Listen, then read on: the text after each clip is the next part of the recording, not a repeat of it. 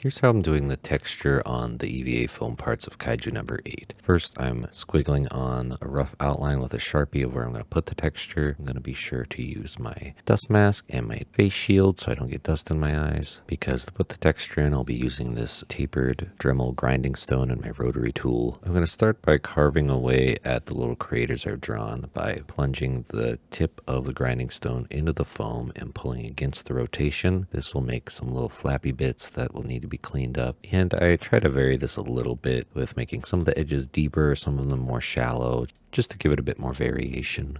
Then once I've got all the craters carved out, I start adding texture to the rest of the surface. When I press the side of this bit into the foam, it gives it a bit of an almond shape, while closer to the tip, I'll get a deeper, slightly rounder shape.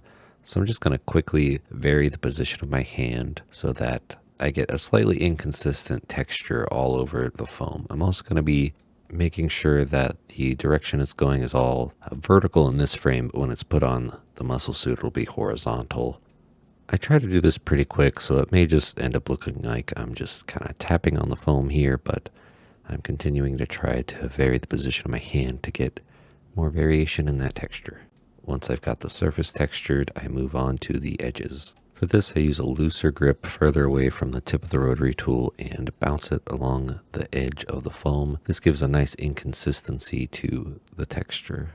I'm much more careful around any sharp corners or pointy sections though, because those can grab the tip of the rotary tool and cause a bit more chaos and can be a bit more dangerous, so I will hold the rotary tool closer to the top and do much smaller taps while also holding the foam much closer to that point or corner so I can stabilize it a bit more. And I just try to beat down that corner and make it a bit rougher and inconsistent. Then I'll go back to any of the craters that are looking a little bit too plain and add some more to those, either by just some tapping like you see here, or I'll refine the edges a bit more or make them deeper in general.